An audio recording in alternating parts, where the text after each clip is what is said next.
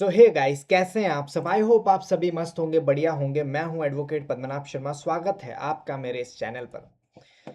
Let me open the PPT. आज का जो टॉपिक है वो आपको थंबनेल देखकर ही आप आए होंगे। यूट्यूब का जो टाइटल है उसको देख लिया होगा। रियलिस्ट स्कूल ऑफ जूरिस्प्रूडेंस पर हम आज बात करने वाले हैं। ऑलरेडी मैंने अदर जितने भी ट्रेडिशनल स्कूल्स हैं उनको हमने देख लिया है, स्टडी कर लिया है। वीडियो नहीं देखी हो तो आई बटन पर आ रही होगी लिंक, जाकर वीडियोस देख लीजिए। या मेरे चैनल पर प्लेलिस्ट जूरिस्प्रूडेंस नाम की है, वहां पर भी सारे जूरिस्प्रूडेंस के स्कूल्स आपको दिख जाएंगे, देख लीजिएगा। अगर मैं शॉर्ट में एक रिवीजन के तौर पर कुछ आपको चीजें बताऊं सिर्फ एक लाइन में, थोड़ा सा वेट करिए। रियलिस्ट स्कूल स्टार्ट करने से पहले थोड़ा रिवाइज करवा देता हूं, देख लेते हैं किसमें क्या कहा गया। एनालिटिकल स्कूल जो हमने देखा, ए stands for analytical school, short में लिख देता हूं। एनालिटिकल स्कूल लॉ को क्या कह रहा है, समझो आप। लॉ को वो कमांड बता रहा है। Law is command. I am not having pen tab, इसलिए मेरी राइटिंग पर मत जाना, माउस से लिखने की कोशिश कर रहा हूं। तो एनालिटिकल स्कूल में हमने जो देखा उससे हम ये कंक्लूजन निकाल रहे हैं कि एनालिटिकल स्कूल जो है वो लॉ को कमांड कह रहा है। Law is command. अगर मैं हिस्टोरिकल स्कूल की बात करूं, H stands for historical school, तो हिस्टोरिकल स्कूल को लॉ क्या कह रहा है? Law is custom. लॉ जो है वो क्या है? कस्टम है। ये हिस्टोरिकल स्कूल बोल रहा है। सोशियोलॉजिकल स्कूल भी हमने पढ़ा, तो sociological S stands for sociological. Sociological school law को क्या कह रहा है? सोशियोलॉजिकल स्कूल लॉ को सोशल इंजीनियरिंग बोल रहा है। क्या बोल रहा है? Social engineering. अगर मैं फिलोसॉफिकल स्कूल की बात करूं, जिसको नेचुरल लॉ स्कूल भी कहा जाता है, नेचुरल स्कूल ऑफ जूरिस्प्रूडेंस भी कहा जाता है, वो लॉ को क्या कह रहा है? वो लॉ को मोरालिटी बता रहा है। Law is morality. ठीक है। तो analytical school law is command बोल रहा है, historical school law is custom बोल रहा है, sociological school law is social engineering कह रहा है, और फिलोसॉफिकल या हम कहें natural school of jurisprudence law को मोरालिटी बता रहा है। Law is morality. इतना हमने पढ़ा। ठीक है, रिवाइज कर दिया देखो 1 से 2 मिनट के अंदर। अब आप सोचिए कि जब आप किसी कोर्ट में जाकर अपना केस लड़ते हो तो क्या जज आपके सामने बुक खोलकर वही line to line definition read करके जजमेंट देता है क्या? Absolutely not. रियल कोर्टरूम की अगर हम बात करें, रियल कोर्टरूम की रियलिटी बुक से बहुत अलग होती है। और वहीं से बर्थ होता है किस चीज का? वहीं से बर्थ होता है जूरिस्प्रूडेंस की सबसे रेडिकल प्रैग्मेटिक, मैं कहूं मॉडर्न ब्रांच का, that is the realist school of jurisprudence, जिसे हम अमेरिकन रियलिज्म भी कहते हैं। आप देखिएगा यहां लिख रखा है मैंने, अमेरिकन रियलिज्म भी कहते हैं।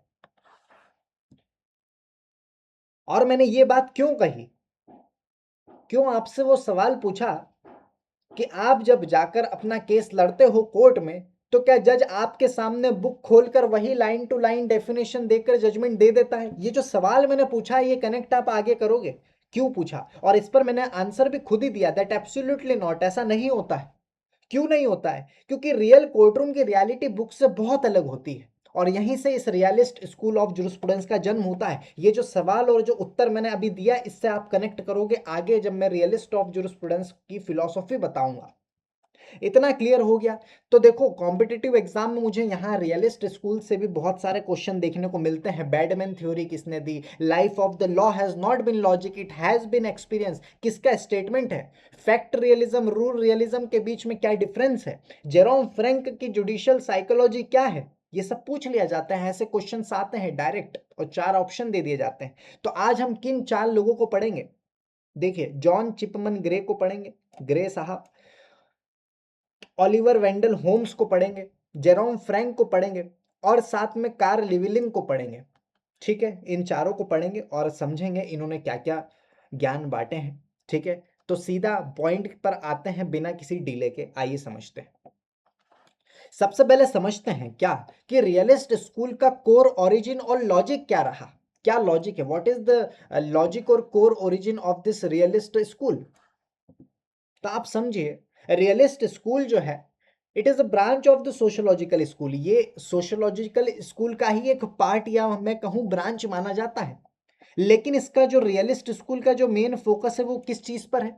इसका मेन फोकस जो है वो कोर्ट्स पर है, जजेस पर है, एक्चुअल लिटिगेशन पर इसका फोकस है। जितने भी अब इस पर अगर इस रियलिस्ट स्कूल का फोकस कोर्ट्स, जजेस और एक्चुअल लिटिगेशन पर है, तो जो भी रियलिस्ट लोग हैं, रियलिस्ट लोग क्या कहना चाह रहे हैं? रियलिस्ट लोग कहते हैं कि जितने भी बैरेक्ट्स हो गई, जो भी बैरेक्ट्स हैं, आप बैरेक्ट्स पढ़ते हो, स्टैट्यूट्स पढ़ते हो, और जितने प्रेसिडेंट्स हो गए, ये रियल लॉ नहीं है।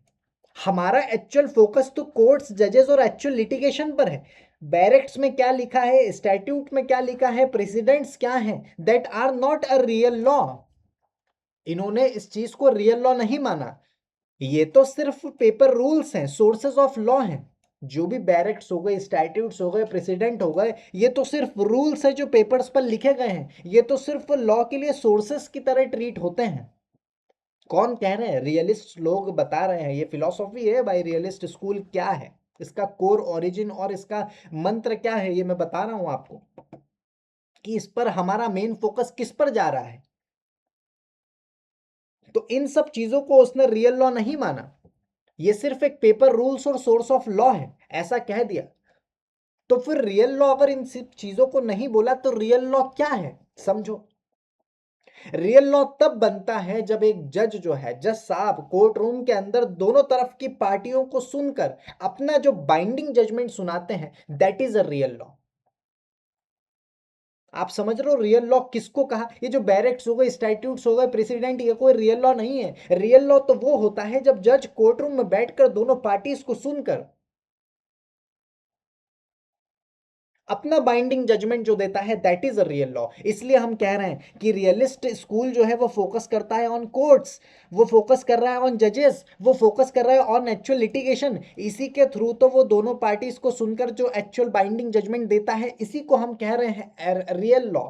एंड इसी की वजह से इस स्कूल का सबसे मेन स्लोगन बना, that is law is what the court does, not what the statute says, not what the precedent says, not what the barract says। यही तो लिख रखा है यहां पर। Law is what the court does. Real law इसी को माना जा रहा है कि भाई जो जज साहब जो है दोनों पार्टीज को सुनकर जो बाइंडिंग जजमेंट दे रहे हैं, that is a real law. इसलिए स्लोगन बना, that law is what the court does. ये रियल लॉ है। रियल लॉ ये नहीं है कि स्टैट्यूट क्या कह रहा है, रियल लॉ ये नहीं है कि प्रेसिडेंट क्या कह रहा है, रियल लॉ ये नहीं है जो बैरेक्ट कह रहा है।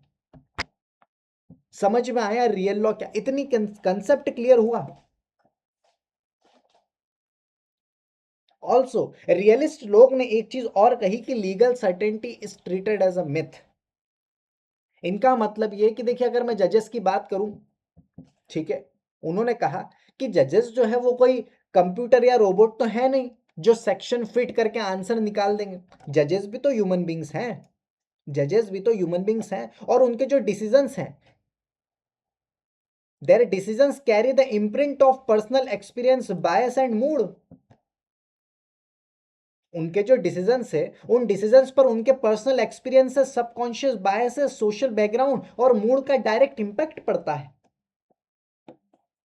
इसलिए हम कह रहे हैं, रियलिस्ट लोग कह रहे हैं, that legal certainty is treated as myth. तो ये फाउंडेशन समझ आया आपको रियलिस्ट स्कूल का क्या कहना चाह रहा है। रियलिस्ट स्कूल इतना तो क्लियर हुआ होगा यार। ठीक है, आगे बढ़ते हैं। देखो, इस स्कूल की दो मेजर ब्रांचेस हैं, अमेरिकन रियलिज्म और दूसरी है स्कैंडिनेवियन रियलिज्म। अगर मैं अमेरिकन रियलिज्म की बात करूं, इसका मेन फोकस है on judicial behaviour and court room facts. मतलब जो जुडिशियल बिहेवियर और फैक्ट्स पर फोकस करता है, that is American realism. And Scandinavian realism focuses on psychological reality of legal concepts. मतलब जो लीगल कंसेप्ट के साइकोलॉजिकल रियलिटी पर फोकस करती है, दैट इज स्कैंडिनेवियन रियलिज्म। तो आज हम जो है प्राइमरीली अमेरिकन रियलिज्म के हाई यील्ड एग्जाम पॉइंट्स को ही डिकोड करने वाले हैं, जो अक्सर एग्जाम्स में आते हैं। तो बात करते हैं अमेरिकन रियलिज्म के पहले व्यक्ति की, जॉन चिपमन ग्रे साहब। इनकी बात करते हैं, इतना फाउंडेशन क्लियर हुआ होगा आपको। अब हम बात करते हैं जॉन चिपमन ग्रे। ग्रे साहब ने नेचुरल, मैं कहूंगा सॉरी, ग्रे साहब ने एनालिटिकल व्यू को रिजेक्ट किया। अब एनालिटिकल व्यू को रिजेक्ट किया इन्होंने, तो एनालिटिकल व्यू, किस एनालिटिकल व्यू को रिजेक्ट किया? वो एनालिटिकल व्यू जो कहता था that parliament makes law and courts merely interpret it. इस एनालिटिकल व्यू को उन्होंने रिजेक्ट किया, जो बोलता था कि पार्लियामेंट जो है वो कानून बनाती है और कोर्ट्स उसे बस इंटरप्रेट करती है। ये जो एनालिटिकल व्यू है इसको रिजेक्ट किया। रिजेक्ट करते हुए ग्रे साहब ने कहा कि जो भी बैरेक्ट्स हो गई, स्टैट्यूट्स हो गए, कस्टम्स हो गए, पास्ट रूलिंग्स हो गई, ठीक है, ये कोई रियल लॉ नहीं है, ये तो सिर्फ लॉ मेकिंग मटेरियल्स है। देखो वही बात इसने, जो ये रियलिस्ट स्कूल का जो फाउंडेशन मैंने आपको समझाया कि आखिर ये है क्या, रियलिस्ट स्कूल में क्या बातें चल रही है, क्या होगा, उन्होंने भी ये रियलिस्ट स्कूल में यही तो बात चल रही कि बैरेक्ट्स हो गए, स्टैट्यूट्स हो गए, प्रेसिडेंट, ये कोई रियल लॉ नहीं है, ये तो सिर्फ पेपर रूल्स और सोर्सेस ऑफ लॉ है। एक्चुअल लॉ तो वो है व्हाट द कोर्ट डज। तो इन्होंने भी यही बात कही, इसीलिए तो इनको इस रियलिस्ट स्कूल में डाला गया, चिपमन ग्रे साहब को, क्योंकि ये रियलिस्ट स्कूल जो कहता है वही ऐसी बात कर रहे हैं, इसलिए इनको यहां पर रखा गया। इन्होंने भी यही बोला कि स्टैट्यूट्स हो गए, कस्टम्स हो गए, पास रूलिंग्स हो गई, ये कोई रियल लॉ नहीं है, ये तो सिर्फ लॉ मेकिंग मटेरियल्स हैं। तो फिर इनके अकॉर्डिंग रियल लॉ क्या है, समझो।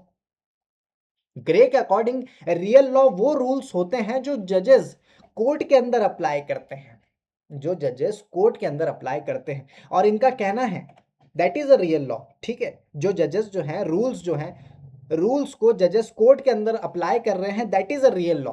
ये चिपमन ग्रे साहब का कहना, सॉरी कहना है, उनका कहना था, ग्रे साहब का कहना था कि जब तक किसी स्टैट्यूट का जुडिशियल इंटरप्रिटेशन नहीं होता, तब तक वो स्टैट्यूट सिर्फ एक डेड लेटर माना जाएगा, डेड लेटर ऑन पेपर है। आप समझिए, जब जज जो है वो कोर्ट में डिसाइड करता है कि इस प्रोविजन का मीनिंग क्या होगा, तब जाकर लॉ का बर्थ होता है। Law is born only when a जज decides in court what a provision means. देखो इनका फोकस किस पे जा रहा है, कोर्ट्स पर जा रहा है, जजेस पर जा रहा है, एक्चुअल लिटिगेशंस पर जा रहा है, इसी को वो रियल लॉ बताने की कोशिश कर रहा है। स्टैट्यूट जो है वो डेड लेटर ऑन पेपर माना जाएगा अगर जज उसको इंटरप्रेट नहीं करेगा, क्योंकि जैसे ही उसने इंटरप्रिटेशन किया किसी प्रोविजन का कि वो प्रोविजन क्या कहता है, वहीं से लॉ का जन्म होता है। Law is born only when a जज decides in court what a provision means. Chipman Gray साहब ने ये कहा, इसलिए ग्रे को, इन्होंने ऐसी बात कही, इसीलिए चिपमन ग्रे को अर्ली अमेरिकन रियलिज्म का फाउंडेशनल फिगर माना जाता है, जिन्होंने जजमेंट लॉ की पावर को हाईलाइट किया। ये जजमेंट लॉ की पावर को तो हाईलाइट कर रहे हैं, वो तो कह दिया कि स्टैट्यूट में जो लिखा है वो तो डेड लेटर ऑन पेपर है, जब तक जज इंटरप्रेट नहीं करता दैट व्हाट प्रोविजन मींस, वो लॉ का जन्म नहीं है, वो लॉ का जन्म माना जाएगा। तो ये जजमेंट लॉ को ही तो प्रेफरेंस दे रहे हैं, जजमेंट लॉ की पावर को ही तो हाईलाइट किया, तो ये पहले व्यक्ति थे भाई, याद रखना। क्या कहा चिपमन ग्रे साहब ने, समझ में आया? ठीक है, आगे बढ़ते हैं, नेक्स्ट व्यक्ति पर आते हैं रियलिस्ट मूवमेंट के सबसे आइकॉनिक फिगर पर, जस्टिस ओलिवर वेंडल होम्स इनका नाम है। अब होम्स जो हैं, इनको जुरिस्प्रूडेंस, दो सबसे फेमस कंसेप्ट इन्होंने दिए हैं, अभी मैं समझाता हूं। आप अभी ये भी समझिए कि होम्स को the profit of American realism के नाम से भी के लिए भी जाना जाता है। याद रखना, एग्जाम में क्वेश्चंस आते हैं। अब होम्स ने जुरिस्प्रूडेंस को दो उनके सबसे फेमस कंसेप्ट्स दिए हैं, जो हर एग्जाम के टॉप चॉइसेस होते हैं, तो मैं बताने की कोशिश कर रहा हूं।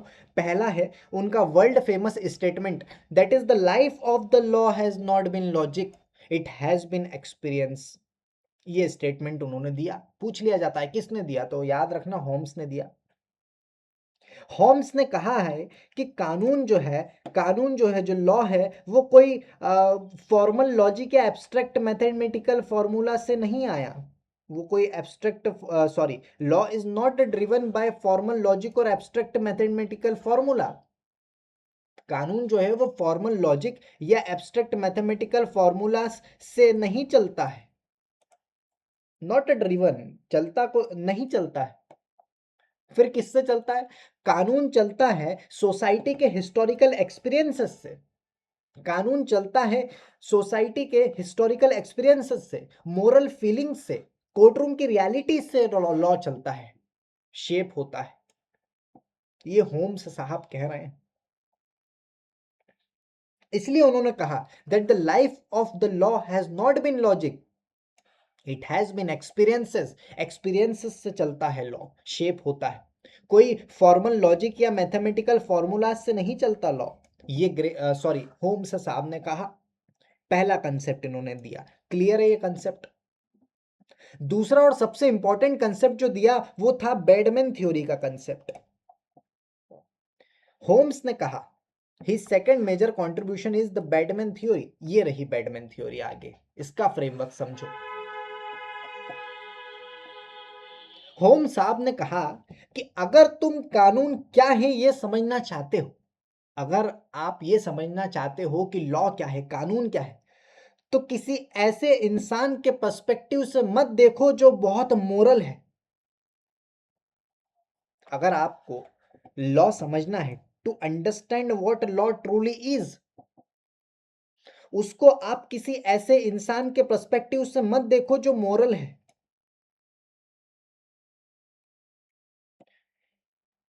या मैं कहूं लॉ अबाइडर है। इस पर्सपेक्टिव दृष्टिकोण से ना देखिए। आप जो है कानून को हमेशा एक बैडमैन के पर्सपेक्टिव से देखो। ये होम्स ने कहा, समझो इस बात को। अब क्यों देखो बैडमैन के पर्सपेक्टिव से, किसी लॉ को अंडरस्टैंड क्यों करो, समझो बात को। क्यों? क्योंकि अ badman cares only about one thing, that what will the court actually do to me and what penalty will I face। एक बैडमैन को इससे कोई मतलब नहीं है, इससे कोई मतलब नहीं होता कि लॉ में कितनी एथिक्स या मोरालिटी है। वो बस ये जानना चाहता है कि अगर वो कोई क्राइम करेगा तो कोर्ट एक्चुअल में उसके साथ क्या करेगी और उस पर क्या पेनल्टी या क्या पनिशमेंट लगाएगी। उसको सिर्फ इतने चीज से फर्क होता है। अरे मानते हो कि नहीं, एक बैडमैन को यही तो फर्क पड़ेगा। उसको भाई तुम्हारी स्टैट्यूट्स रूलिंग्स, मेरे को उससे कोई मतलब नहीं कानून क्या कह रहा है। मैं तो कितना कानून एथिक है, कितना मोरल है, ये मुझसे मुझे उससे कोई मतलब नहीं है।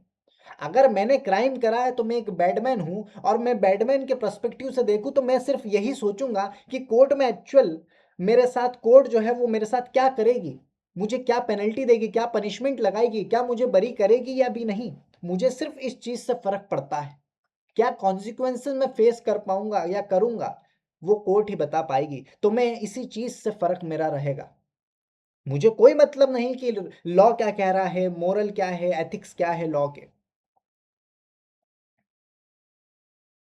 तो ये जो प्रिडिक्शंस हैं, ये प्रिडिक्शन बेस्ड अप्रोच को ही रियलिज्म का फाउंडेशनल पिलर बनाया गया है। इसी इसी इसी फाउंडेशनल चीज को, कंसेप्ट को, this predictive consequence based lens become a foundational pillar of realism. इसी को, यही जो कॉन्सिक्वेंस बेस्ड और फाउंडेशनल प्रिडिक्टिव बेस्ड जो चीज़ हैं, जो हम यहाँ पर देख रहे हैं कि उसको सिर्फ इतने इन्हीं चीज़ से मतलब, तो यही फाउंडेशनल पिलर पिलर है रियलिज्म का। क्योंकि एक, अगर आपको एक लॉ अंडरस्टैंड करना है that what law truly is, और अगर आप मोरल मैन के पर्सपेक्टिव से देखोगे, जानोगे, तो वो तो ये देखेगा कि इस लॉ के behind what cares about ethics and morality. वो तो ये जानेगा ना, वो तो इस पर आ जाएगा ना। किस पर आ जाएगा? बैरेक्ट्स स्टैट्यूट्स प्रेसिडेंट को समझने की कोशिश करेगा कि ये एथिकल है कि नहीं लॉ, कि ये लॉ लॉ मोरल है कि नहीं। और जैसे कि रियलिस्ट स्कूल का फाउंडेशन यही है कि इसको तो वो रियल लॉ मान ही नहीं रहा है।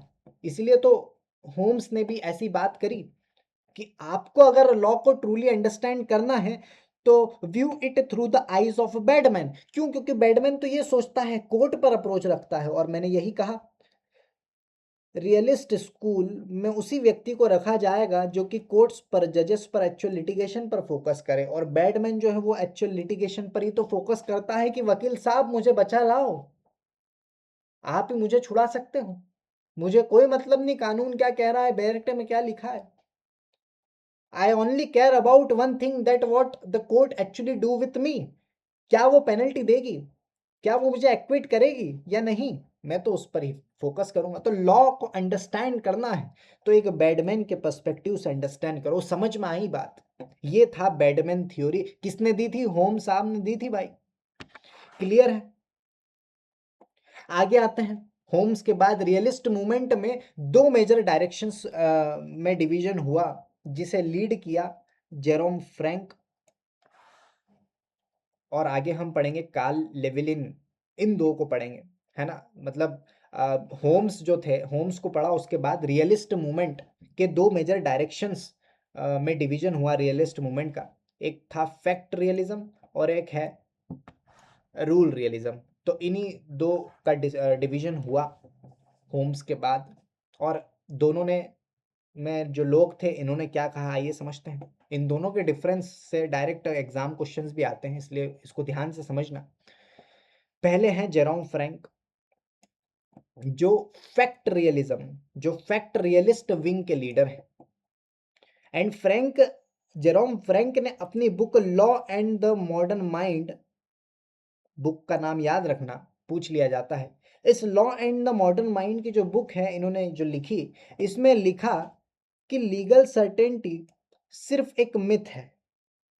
इन्होंने इस किताब में लिखा कि legal certainty is just a myth. और आगे लिखा it is a childish desire of certainty.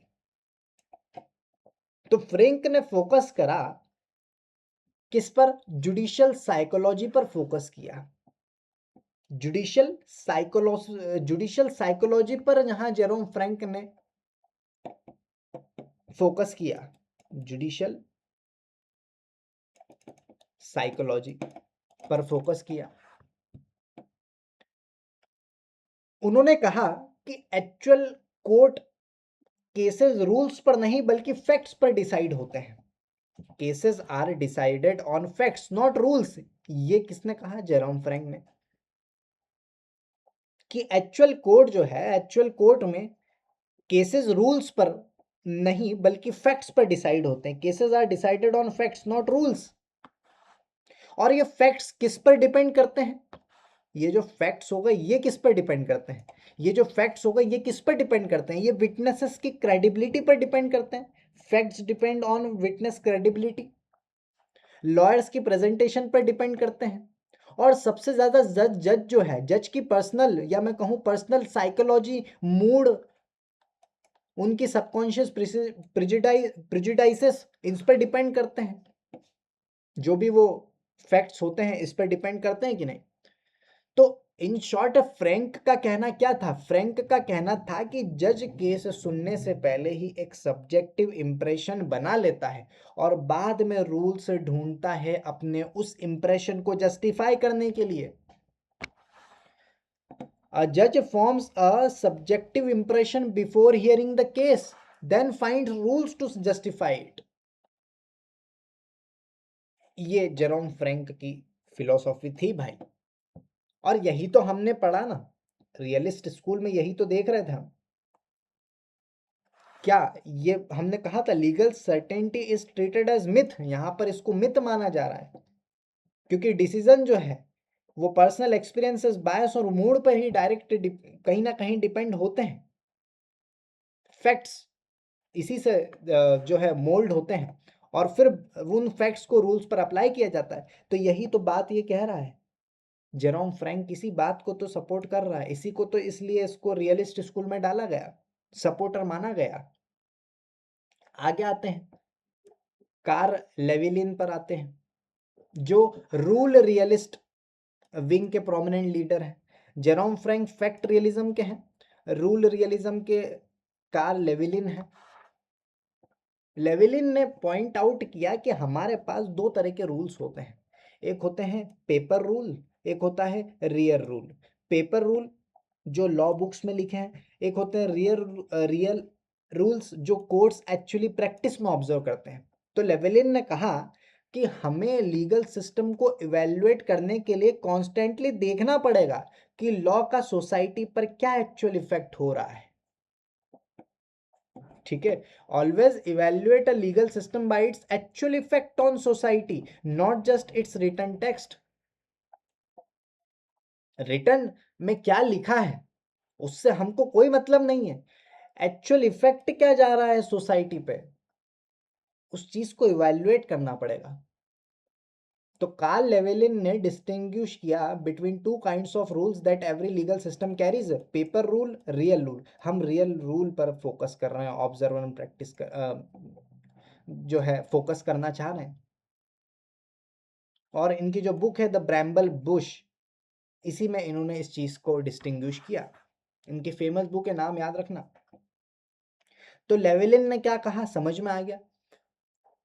अब चलिए एक पूरे रियलिस्ट स्कूल, जिसको अमेरिकन रियलिज्म भी कहा जाता है, इसका एक हाई इम्पैक्ट रिवीजन कर लेते हैं। जैसे कि मैं हर टॉपिक पर करता हूँ, एक लाइन में या एक स्लाइड पर आपको चीज़ें समझ में आ जाए। आप समझिए इसका कोर क्या है। रियलिस्ट स्कूल का ये फोकस कर रहा है कोर्ट रूम रियलिटी पर, जुडिशियल डिसीजंस पर, एंड लॉ इन एक्शन पर फोकस करता है, लॉ इन बुक्स पर नहीं। समझ में आ गया? यही तो देखो ना आप, इसने भी क्या कह दिया भाई, सोसाइटी पर क्या फर्क पड़ गया, रिटर्न क्या है उससे हमको कोई मतलब नहीं है, लॉ इन एक्शन कैसे वर्क कर रहा है, बुक में जो लिखा है वो तो ठीक है। तो कोर्ट रूम रियलिटी पर ज्यादा फोकस कर रहा है रियलिस्ट स्कूल। और हमने फिर जूरिस्ट लोग देखे, जॉन चिपमन ग्रे की बात करी, known for Pioneer of realism, ठीक है। और इनका की कंसेप्ट जो है वो फोकस करता है, कहता है that statutes are only source of law, जज मेक रियल लॉ।